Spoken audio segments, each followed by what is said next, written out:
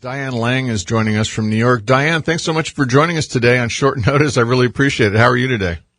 I'm good. Thank you for having me. Absolutely. Well, we always love having you on the show. This is, I don't know, it seems like it hasn't been that long, but I was looking through my notes, and it's almost a year ago you were on the show last. Wow. Yeah, it does. I didn't think it was that long ago, but, next time I have to come to California, though. That's what I think the deal is. There you go. We love that. And if you come out this time of the year, you can enjoy some wine. There's so much going on in the wine world. I was telling people about that earlier. Well, listen, last time we had talked about so many things. Let's just give a little background on what you do. I know that we all sort of have different issues in life. It's just part of life. And some of us deal with them better than others, and depending on what time and what exactly is going on. But you sort of have taken a path of helping people with advice or with guidance to sort of overcome and work through a lot of these things and actually turn them around. I was reading one of your articles about turning bad experience as into really just a good learning experience. So tell us a little bit about how you got going and what you kind of do with this deal you're doing. So I'm what's called a positive psychologist, and we use positive living expert because a lot of people don't know positive psychology, but it is the newest science. It was coined in 1998, and what we do is study and teach and research what makes us happy, what makes us resilient, why are some people optimistic while others are optimistic, how can we use our strengths to be, as happy as we can be and live the life we want, as well as meaning and purpose. So we're just kind of on the other side of the psychology field, just studying really what works, what went well in our lives. And it's also some of the science behind coaching. So a lot of people who do any type of life or executive business coaching will have a background in positive psychology as well. Nice. Well, you send out a really nice sort of reminder. I'm not sure how often it comes, but I get them from you all the time. Like some of them are 8 tips for dealing with negative people, or teaching kids about mistakes. Let's touch on that one a bit because, that's something, especially with the times that we're in now, it's so hard to, be a perfect person, right? And so you feel impossibility, absolutely. Right. And in a way, there's these times when you feel overwhelmed that you're being judged against all these other criteria. And of course, if you have kids, they're going to be your harshest judge. How do you work through some of those kind of issues? Well, we really want to discuss it with parents. It's part of positive parenting. And one of the things that parents can do for their kids is look at their own life, because kids from birth till about puberty really learn through observation, role modeling, imitation. So really how we handle mistakes or failures really make a difference for our kids because they're watching us. And it's really important for us to realize it's okay to have a mistake. It's okay to make one. It's okay to have something in your life that doesn't work out that, we call a failure. I really hate using that word. But it's really important that kids see that it's a part of life because we don't want kids to think everything is perfect because it's not the way it is. And a lot of today, you get a trophy just for participating. Everybody's a winner. And that's great to make everybody feel good and boost their self-esteem. But in the real world, as we get older, we know that's not the truth. Once you hit, higher education as in college, or if you're going into the corporate world or running your own business, you're going to see that we're going to make mistakes and failures. So we want everybody to know that it's normal, it's to be expected, and we want people to realize they are teachable and learnable things. Instead of thinking about it as a mistake or a failure, think about what can I learn from this? And I want kids to see this, and that's why we always say, if as a parent, if you make a mistake, apologize. If you and, mom and dad have a little bit of a fight or disagreement over something, it's okay. That's just the way life is, as long as they can see you work through it and apologize and explain what you're feeling, what you have felt. That's what we need to do. We need to use them as teachable, learnable moments. It's really important that kids see that. And also that they understand that it's okay to make a mistake, and sometimes it's even good to make a mistake. Because when we look at hindsight in our lives, we could sometimes realize our biggest mistakes or failures lead to the best things that have ever happened in our lives. I have a client who got laid off from her job, and she was very upset and thought it was the end of the world. And she had every right to feel that way. She got laid off. She didn't have any notice about it. And, within a year, she's now at the job that she dreamed about, and that would have never happened if she didn't get laid off. And a lot of times that's how life is.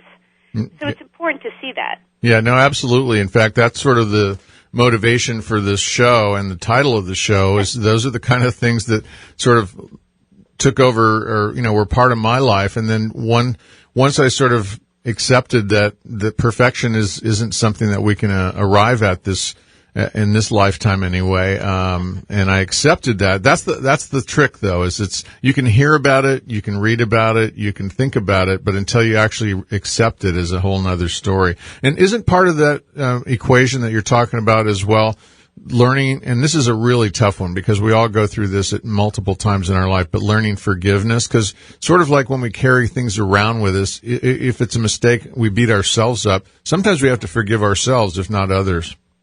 Well, it's really important. When we're thinking about forgiveness is a two-way street.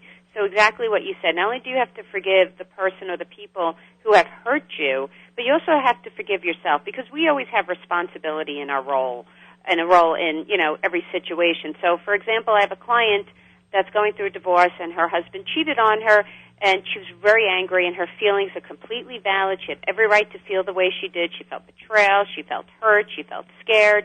And that was fine, but she didn't want to take any responsibility of how the relationship was before he cheated that led him to that.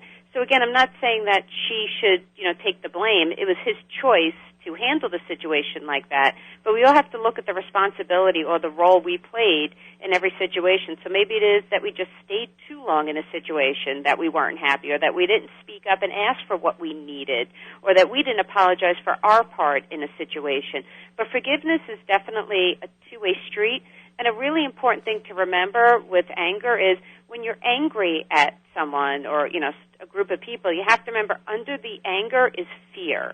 And we have to deal with both of them. So again, back to my client who was cheated on, when she found out and he finally admitted that he cheated on her, the first thing she said to me was, "What's wrong with me? Mm-hmm. Am I not pretty enough? Am I not good enough? Was I not a good enough mom?"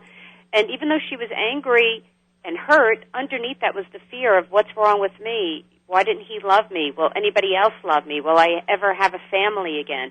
So there's always a lot of fear under anger, too, and we have to deal with both sides of it to heal. So forgiveness, extremely important, but the other thing to remember is forgiveness is a process. So I always have clients ask me, how long is this forgiveness thing going to take? And the truth is, you do get that question, but the truth is it's so different for everybody.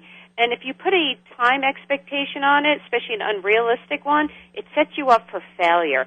So don't put a time frame on it. Just work through it, because forgiveness is for you and you only. It doesn't mean you need to be in a relationship with the person who hurt you. It doesn't mean you have to talk to them ever again. They might not even be here. A lot of times children will forgive parents in their adulthood, and the parents have passed on already. Mm-hmm. So it's okay. It's just really for you, so you don't keep holding in all that anger, which leads to almost poison in our bodies. So you really want to do it for yourself.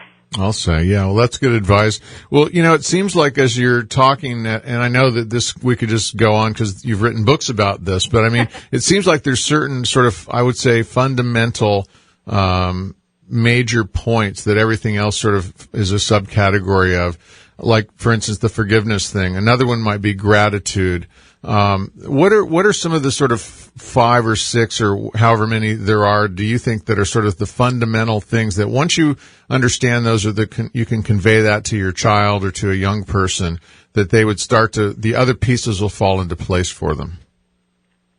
I think as parents, I think that the 4 or 5 fundamental things you're talking about is really looking at yourself as a parent and asking yourself a few questions as a parent. What is your behavior like? So it's really going deep into yourself and going, am I a negative person?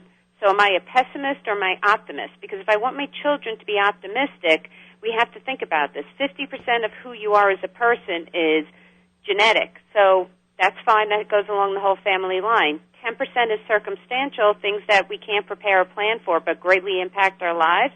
But 40% of who we are, the nurtured part, is learned and environmental. So our kids are really developing our personality traits. So you have to think about, am I a pessimist or am I an optimist, and what do I want to portray to my kids? So I say one of the first things, which is really hard for a lot of people, but is self-awareness. Mm-hmm. Who am I? Am I happy? Do I have a glass half empty or glass half full outlook on the world? What do I want my children to think of the world? Am I one of those people who is very grateful? Do I always do random acts of kindness? Am I kind not only to my kids but to myself? Do I show self-compassion as well as compassion to others? Am I empathetic? Am I sympathetic? Am I kind? These are really important things. So really, first key is self-awareness of who you are, and the second is self-awareness of your child, of knowing them, knowing how they learn the best, how they heal the best, what they need to self-soothe. What type of personality are they? Are they introverted? Are they extroverted? Are they extremely sensitive, or we call highly sensitive empath? Knowing your child and knowing yourself are so important on being able to be the best parent, the best mom, the best teacher, whatever your career is, the best wife, friend, family member. It's really self-awareness, and to help your child to be the best person they can be, both academically, cognitively, and socially, really have to understand them to be able to help them as well. Yeah, wow, that's a lot. That's a big thing to unpack right there. Thank you so much for that. That was that's really good information. As I was listening, part of what I was hearing you say as well is that at the end of the day, part of it is genetic, and part of it is circumstantial, but at the end of the day, a big chunk of our lives is self-determined. In other words, we can actually choose how we want to be and how we want to perceive the world and how we want to get through life. And I suppose that's that glass half empty scenario. I mean, it's one thing to be a positive thinker or a positive outlook on life, but if you think about it, we choose to be in a bad mood or a good mood, and it's not easy to be in a good mood necessarily all the time, but it's so easy to be in a bad mood. So I guess we have self-determination to throw in there as well. Listen, we're talking with Diane Lang right now. Diane, stick around. We're going to take a quick break, and when we come back, we're going to wrap up. We are talking with Diane Lang. She's the positive living expert, life coach, and author. We'll be right back. I'm Mike Rayford. And welcome back, everybody. I hope you're all feeling happy out there. We've got a happiness person with us right now. Diane Lang rejoins us there. She's a positive living expert. Diane, I had a question come in for you. What do you do besides your work that sort of sets you up for your search for the good life, and what things make you happy? Well, I always ask people, one of the things at a workshop or clients is to say, write down 5 to 10 things that cultivate happiness for you. And for me, there's a few things that are really important to me. I have a very strict morning ritual or routine. When I get up, the first thing I do is a mindfulness activity, whether it's a guided meditation or whether it's listening to a positive video for a few minutes just to get started. And every morning I do my gratitude checks where I ask myself, what am I grateful for that happened yesterday? I do my prayers and my thank yous to everybody, and then I walk. I do a speed walk every morning, which is another form of mindfulness, and I need those things. But the honest truth, the number one thing that makes me happy, really, besides my family, is my dog. I am a big animal person, and no matter what kind of mood I'm having, what kind of day I'm having, even if I'm sick or I had the worst day at work, when I come home and see my dog and he's so happy to see me, it instantly cultivates happiness for me, and we know that pets do that. One of the things I used to do when I worked at a rehab for traumatic brain injury is we had pet therapy day on Fridays, and it's such a huge success, and that's why we have so many therapy dogs that are out there, emotional support as well as for the seeing impaired. It is such a big thing for a lot of people. Not everybody likes animals, but if you are, having an animal teaches us to trust. It teaches us unconditional love. It gets us out there to socialize again. I use it with a lot of my clients who have PTSD, and it makes such a huge difference. So for me, I would say what really works for me is my morning routine of meditation, mindfulness, gratitude, and exercise. But everybody else, has something different. But really start thinking, what makes you happy? Because it's so different for every person. It's such an individual thing, but we all need to know what makes us happy, because if we can add that into our lives, into our schedule, we're going to cultivate more happiness, and we're going to cultivate fun, because what makes you happy makes you laugh, makes you smile, and that all produces endorphins. Yeah, no, it's so important, really. And before I met you, I was going through some things, and I kind of discovered a lot of these things on my own. Sort of YouTube has a bunch of videos that you don't have to watch them, but they're just sort of guided meditations, or maybe they're just some sort of meditative music that you can put on and sort of get yourself centered in the morning. Exercise puts some nice endorphins into your system and makes things feel better and all that. So I've learned to have a morning ritual, and it's really made a big difference for me over time. Well, listen, we're running out of time. How do people get a hold of you and find some of these articles? The latest one that I've read that I really like is, and it's an odd sounding title, or at least it was for me, Post-Traumatic Growth: Creating Positive Change in the Aftermath. But as I read through it, it just made perfect sense, And so how do people find stuff like that from you?